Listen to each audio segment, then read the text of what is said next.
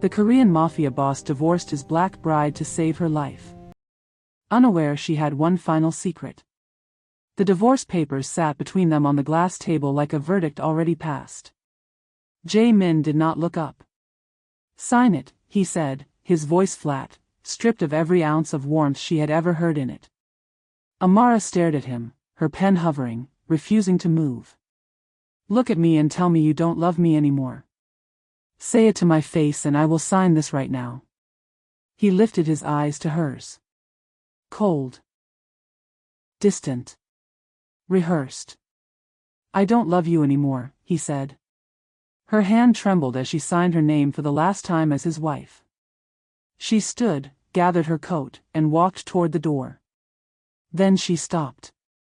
She turned back to him slowly, and for the first time since they had met, it was Jae Min who felt afraid. "You think divorcing me keeps me safe," she said quietly. "You have no idea what you just did." He frowned. "What are you talking about?" Amara almost smiled, though there was no joy in it. "There are things about me you never asked," she said, "and things I never told you, because I was protecting you too." He rose from his chair. "What things?" She reached the door, placed her hand on the handle, and looked back one final time. "You'll find out soon," she said. "And when you do, you'll wish you never let me walk out of this room."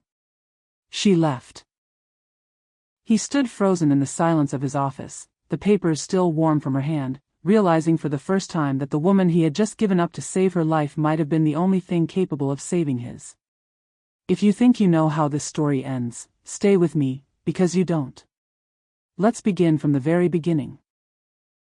2 years before that final conversation, Amara Johnson stepped off a plane at Incheon International Airport with 2 suitcases, a scholarship contact number written on a folded piece of paper, and a heart that refused to stop racing. She was 27 years old, a research consultant from Washington, D.C. who told everyone she was taking a 1-year work placement with an international nonprofit. That part was true. What she did not tell anyone, not her mother, not her closest friend Deja Coleman, not even the placement office that had hired her, was the real reason she had chosen Seoul out of every city in the world. She had her reasons. She kept them buried, the way she had learned to bury everything that mattered most. Seoul did not make it easy for her. The city moved fast, spoke a language she was only beginning to understand, and swallowed her whole in its crowds and its neon and its constant, restless motion. She spent her first few weeks lost more often than not, missing the sound of her mother's voice, missing Sunday dinners, missing the version of herself that didn't have to translate her own thoughts before speaking them out loud. She told herself it was temporary. She told herself she was almost done with what she came to do. She did not expect to fall in love in the middle of it. It happened at a charity gala thrown by one of the city's largest hotels, an event she had only attended because her work required a face in the room. She was standing near the bar, scanning the crowd out of habit more than interest, when a server bumped her elbow and sent her drink spilling down the front of her dress. She let out a small, frustrated laugh and reached for a napkin. A man in a black suit, tailored so precisely it looked as though it had been built around him, handed her a folded cloth before she could ask. "You looked like you needed that more than an apology," he said, his English careful but confident. She looked up at him properly for the first time. Dark eyes. Unreadable expression. The kind of stillness that made a room feel quieter just by his presence in it. "I needed both, actually," she said. "But I'll take what I can get." He almost smiled. Almost. "I'm Jae Min," he said. "Amara," she answered. "And before you ask, no, I don't usually let strangers hand me napkins. You caught me on a good night." "Then I should consider myself lucky," he said. They talked for nearly 2 hours that night, tucked into a quiet corner away from the noise of the party. He asked about Washington. She asked about Seoul. Neither of them mentioned the things they were both quietly avoiding, the things sitting just beneath the surface of 2 people who had learned, in very different ways, not to hand out their trust freely. Over the following weeks, coincidence became routine. He would appear at the small coffee shop near her office on his way to meetings he never explained in detail. She would send him photos of her failed attempts at Korean street food recreations, and he would respond with a dry humor that surprised everyone who thought they knew him, including, eventually, himself. Daniel Cho, his oldest friend and closest advisor, noticed the change before Jae Min ever said a word about it out loud. "You're rearranging your calendar around a woman you've known for 6 weeks, Daniel said one evening, watching his friend check his phone for the 3rd time in 10 minutes.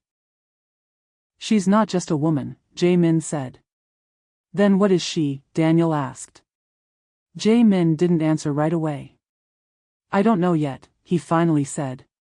"But I intend to find out." 8 months into their quiet, careful romance, Jae Min finally told her the truth about who he really was. He didn't dress it up or soften it. He told her plainly, watching her face for the reaction he had already prepared himself to lose her over. He told her about the organization his family had built across 3 generations, about the enemies that came stitched into his name, about a life that could never be as simple as the one she had imagined for the two of them. "You deserve to walk away from this," he said. "I won't stop you if you do." Amara sat quietly for a long moment, turning his words over in her mind. Then she asked him only one question. "Is any of what you've shown me real?" she said, "or was all of it just part of the world you live in?" He looked at her, and something in his composure cracked for the first time since she had known him. "It's the only real thing I have," he said. She reached across the table and took his hand. "Then I'm staying," she said. "But you should know something about me too, someday." "Not today. But someday." He didn't press her. He only nodded, believing, the way people in love often do, that someday would come on its own time, gently, without consequence. Choosing Jae Min meant choosing his family, and no one in that family tested her harder than his mother. Madame Han Soo-jin had buried a husband taken by rival violence decades earlier, raised a son to inherit a world she never wanted for him, and learned the hard way not to trust anyone who hadn't earned it through years, not months. When Jae Min brought Amara home and introduced her as the woman he intended to marry, Madame Han did not raise her voice or make a scene. She simply studied Amara the way a general studies unfamiliar terrain before deciding whether it can be trusted. "A foreigner," she said in Korean, certain Amara wouldn't understand a word of it. "He wants to plant something permanent in soil that has no roots here." Amara, who had spent months quietly studying the language in preparation for exactly this kind of moment, met her eyes and answered in careful, deliberate Korean. "Then let me grow the roots myself, she said. The room went still. Madame Han said nothing more that evening, but something behind her eyes shifted, not acceptance, not yet, but the beginning of respect for a woman bold enough to try. Amara did not force her way into that family. She earned her place one quiet act at a time, learning the recipes, the customs, the unspoken rules of respect that governed every relationship around her, never once losing the parts of herself that made her who she was. She remained, unmistakably, a proud black woman from DC navigating a new world with grace instead of surrender. The turning point came the winter Madame Han fell seriously ill. The household staff cared for her out of duty. Amara cared for her out of something deeper, sitting by her bedside through the worst of the fever, refusing to leave even when exhaustion pulled at her own body. When Madame Han finally recovered, she took Amara's hand in hers, the first real gesture of affection she had ever offered. "You didn't have to stay through all of that," she said softly. "Family stays," Amara answered. From that day on, Madame Han called her daughter, not daughter-in-law. Their wedding blended 2 worlds neither of them had expected to merge, a traditional Korean ceremony in the morning, gospel music and soul food that evening. Deja flew in from DC and cried through the entire thing. Daniel gave a toast that made even Jae Min laugh out loud in front of everyone. For one perfect day, the danger that lived quietly at the edges of their world felt impossibly far away. Married life gave Amara a new sense of purpose. She built a consulting practice from nothing, bridging Korean firms with partners overseas, becoming known in certain rooms as someone who never walked away from a negotiation without exactly what she came for. Jae Min kept his promise. The world he ruled never crossed their threshold. Their home remained the one place in Seoul where Amara never had to think about the empire her husband controlled. For nearly 2 years, life was close to perfect, until the night Daniel walked into Jae Min's office wearing an expression his friend hadn't seen on him in a long time. "They're watching her," Daniel said. "Chairman Bae's people. They've had eyes on Amara for weeks." Jae Min set down the papers in his hands slowly. "Watching her how?" he asked. "Close," Daniel said. "Following her car. Photographing her outside her office. This isn't a warning shot, Jae Min. This is reconnaissance." Jae Min felt something cold settle into his chest, a fear sharper than anything he had felt in years running an organization built on danger.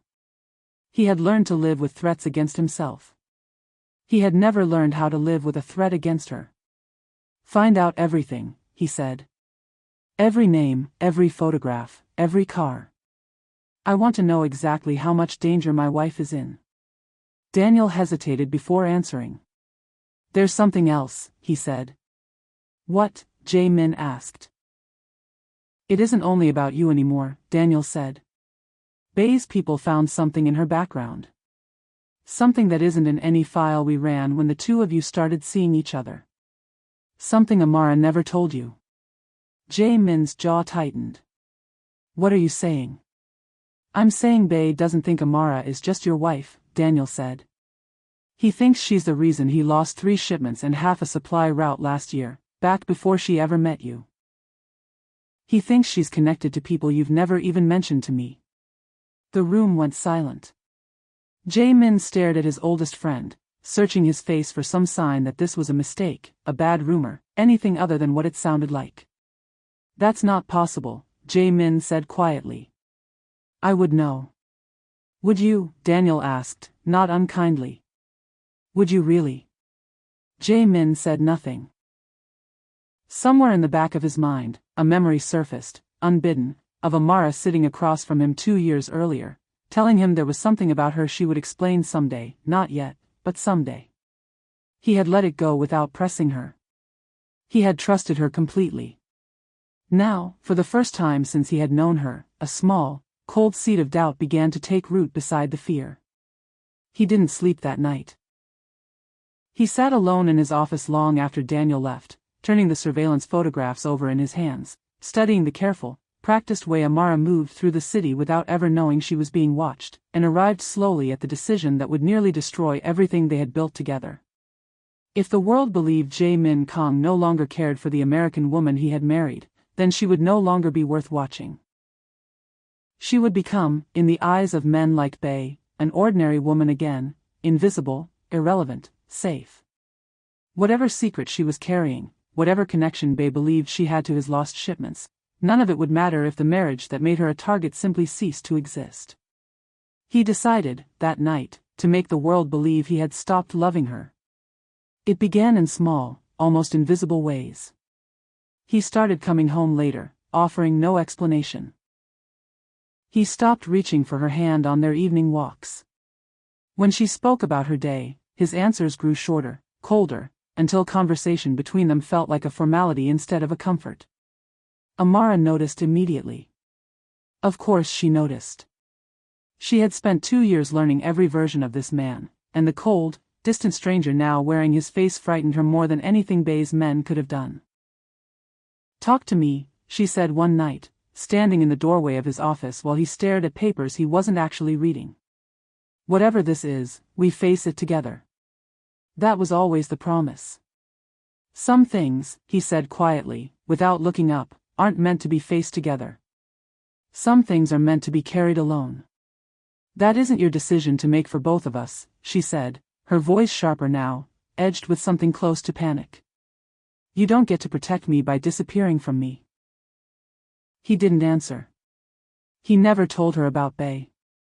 He never told her what Daniel had found, the accusation buried inside the surveillance file, the rumor of a woman connected to a rival's lost shipments long before she ever set foot in Jae Min's world.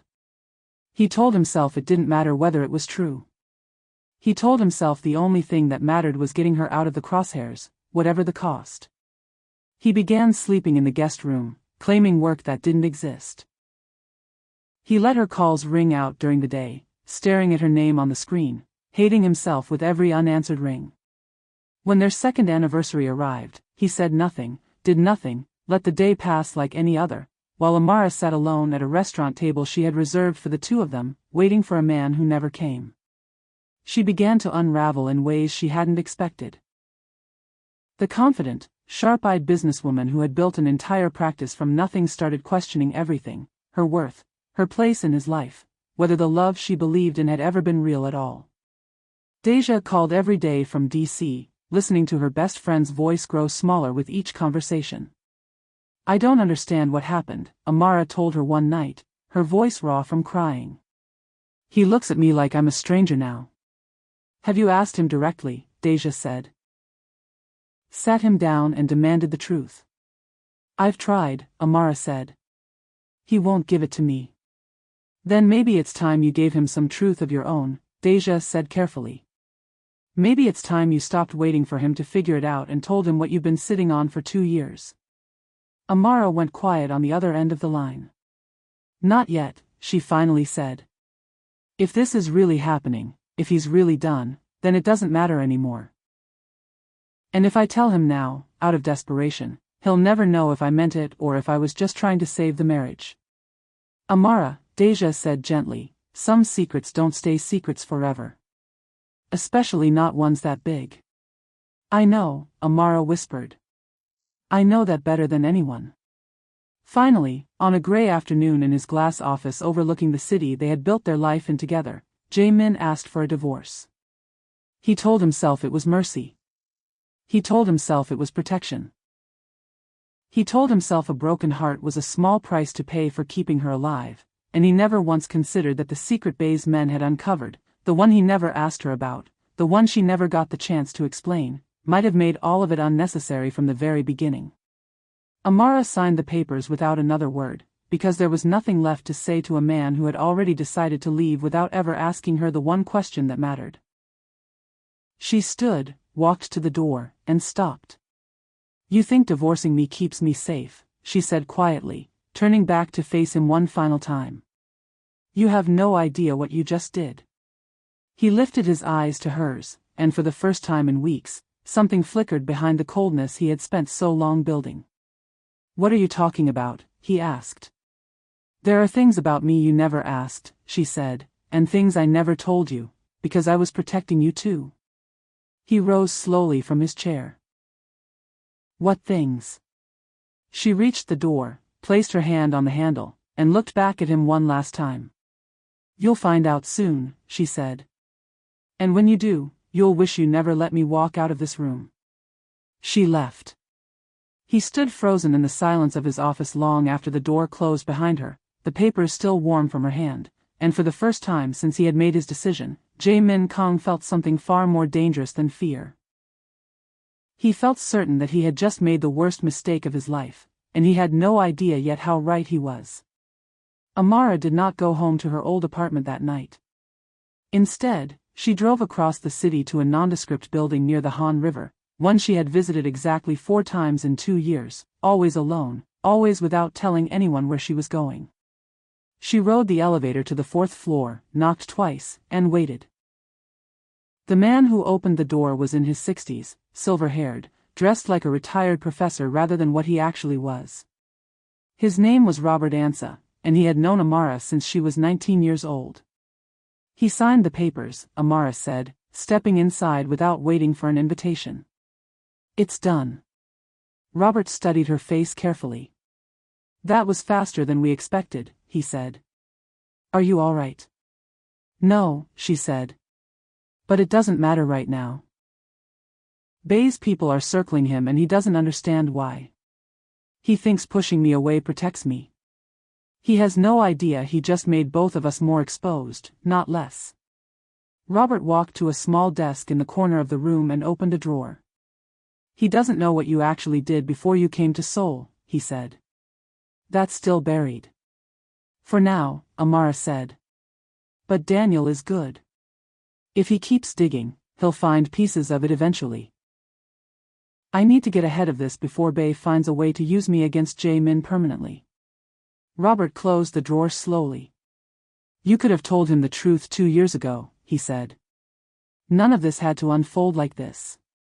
I was protecting the case, Amara said, her voice tightening. And I was protecting him.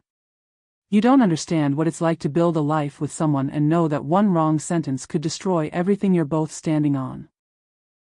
I understand exactly what that's like, Robert said quietly. It's why I recruited you in the first place. Amara sat down slowly in the chair across from him, the weight of everything she had been carrying finally showing on her face. 3 years earlier, before Seoul, before Jae Min, before any of it, Amara Johnson had not been simply a research consultant. She had been an analyst working a joint task force investigation into international smuggling networks, one thread of which ran directly through a shipping operation controlled by a man named Chairman Bae. Her work had helped dismantle 3 of his routes and freeze assets connected to over a dozen shell companies. When the operation wrapped, her handlers had relocated her to Seoul under a new cover, partly for her safety, and partly because intelligence suggested Bae was expanding into exactly the kind of territory she would now be positioned to observe. No one, not her superiors, not her family, and certainly not Jae Min, was supposed to know that the placement in Seoul had never been random at all. I never meant to fall in love with him, Amara said quietly. That wasn't part of any plan. And once it happened, I told myself I would find the right moment to tell him everything. I just never found it. There's no good moment for a conversation like that, Robert said. There's only the moment you finally decide you can't keep carrying it alone anymore. Amara closed her eyes. I think that moment just found me whether I was ready or not, she said. 3 days after the divorce was finalized, Daniel walked into Jae Min's office holding a folder thick enough to make his expression grim before he even said a word. I found something, Daniel said. And I don't think you're going to like it. Jae Min set down his pen. Tell me. Amara isn't who you think she is, Daniel said, sliding the folder across the desk. Or rather, she's more than who you think she is. Look at page 3. Jae Min opened the folder slowly. Photographs stared back at him, old ones, grainy, taken years before he had ever met her, showing Amara in meetings with men he recognized instantly, federal officials, task force coordinators, men whose names he had heard whispered in rooms where careers ended and shipments disappeared. She worked against Bae, Daniel said. Years before she ever came here. Before she ever met you. That's why he's been watching her. He didn't just find a woman connected to you. He found the woman who helped take apart part of his empire long before you two ever crossed paths. Jae Min stared at the photographs, his hands suddenly unsteady. This isn't possible, he said. I would have known. She would have told me. Would she? Daniel said. You spent weeks pushing her away to protect her from a threat neither of you understood. Maybe she spent years staying quiet to protect you from the truth of exactly what she used to be.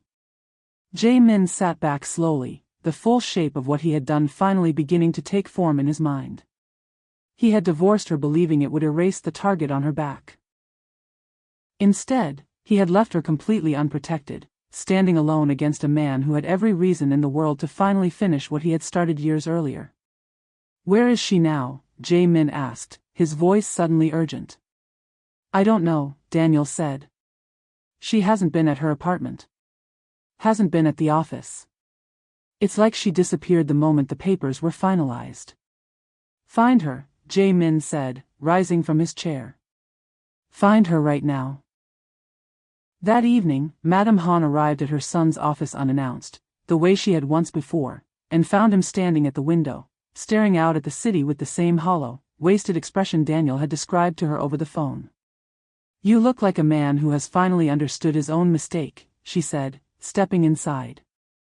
I divorced her to keep her safe, Jae Min said quietly, without turning around.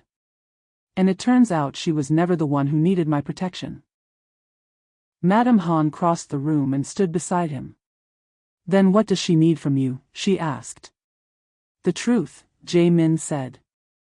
The same thing I never gave her a chance to explain, because I was too busy deciding what was best for both of us without ever asking her. Madame Han studied her son for a long moment. Then go find her, she said. And this time, when you speak to her, do less deciding and more listening.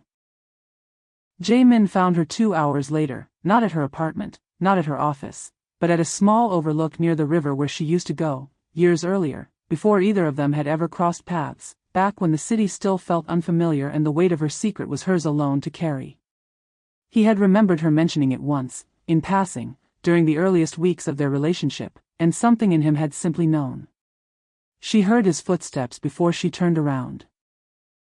"I told you not to look for me," she said, not turning to face him. "I couldn't stay away," he said. "Not after what I saw today." She turned then, her eyes steady, guarded, waiting. "I know," he said quietly. "I know what you did before Seoul. I know why Bae has been watching you. I know you weren't hiding something to hurt me. You were protecting something that mattered before I ever existed in your life." Amara said nothing for a long moment. "You went digging," she said finally. "Daniel did," Jae Min said. "I should have asked you directly, years ago, instead of assuming I already knew everything worth knowing about the woman I married." "You didn't ask because I never gave you a reason to think there was more to ask," Amara said. "That's not on you. That's on me. It's on both of us," he said, stepping closer. "I spent weeks pushing you away because I thought silence would protect you. You spent years staying quiet because you thought silence would protect me. We built an entire marriage around two people terrified to hand each other the whole truth." Amara's composure finally cracked, just slightly. "And where has that gotten us?" she said. "Divorced, hunted by the same man, standing at a river at midnight because neither of us knew how to just talk to each other." "I know," he said. "And I am done pretending distance is the same thing as love. I was wrong. I should have trusted you enough to face this together instead of deciding alone what you could handle. You don't get to make that decision for me," she said, her voice sharp now, unwavering. "Not ever again.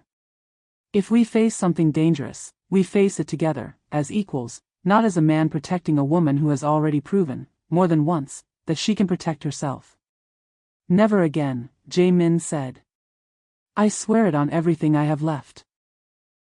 Amara studied his face for a long moment, searching for the same thing she had searched for the day she signed the papers, some flicker of honesty behind his eyes. This time, she found it completely. "Then let's finish what Bae started," she said. "Together this time. No more secrets on either side." What followed was not a quiet reconciliation, but a deliberate, calculated alliance. Amara's old contacts, the very ones she had spent years hiding from Jae Min, became the key to finally ending the threat that had started everything. Working alongside Robert's old task force intelligence, Daniel's understanding of Bae's current operation, and Madame Han's decades of hard-earned alliances across the city, the four of them built a case that didn't rely on bullets or bloodshed. Amara's testimony, combined with financial records Daniel had quietly gathered over months, gave federal investigators exactly what they needed to move against Bae's remaining operation, cutting off his resources and his reach in a single coordinated strike. "It's done," Daniel said, 3 weeks later, standing in Jae Min's office with a report in hand. "Bae's organization is finished. No retaliation left to worry about." Jae Min looked across the room at Amara, who was standing near the window, watching the city she had first arrived in as a stranger 4 years earlier. "Because of her," Jae Min said. "Because of all of us," Amara corrected, walking toward him. "That's the part you finally understood." They remarried 6 months later, in a small, quiet ceremony that felt nothing like the elaborate wedding that had come before it, and everything like the honesty they had both finally learned to give each other. Madame Han stood beside them, calling Amara daughter once again, this time with no hesitation left in her voice at all. Years later, on a quiet evening walk beneath the glowing lights of the city they had built their second chance in, their daughter tugged at Amara's hand and asked the question children eventually always ask. How did you and Appa really meet?" she said. Amara glanced at Jae Min, who reached for her hand the way he had every single day since the divorce that nearly cost them everything a second time. "Your father thought he could protect me by giving me up," Amara said softly. "And I thought I could protect him by never telling him the truth. It took us both almost losing each other to learn that real love isn't silence. It's trust, even when the truth is complicated. Their daughter laughed, satisfied with an answer she was still too young to fully understand, and skipped ahead toward the glow of the city lights. Behind her, Amara and Jae Min walked together, hand in hand, proof that a love built on honesty, even honesty learned the hardest way possible, could survive anything the world tried to use against it. If this story moved you, let me know in the comments which secret hit you harder, his decision to divorce her to protect her, or hers to protect him for years without ever saying a word. Hit that like button, subscribe if you're new here, and tell me what story you want to see next. Another one is already on the way, and trust me, you don't want to miss it. Thank you for watching, and I'll see you in the next one.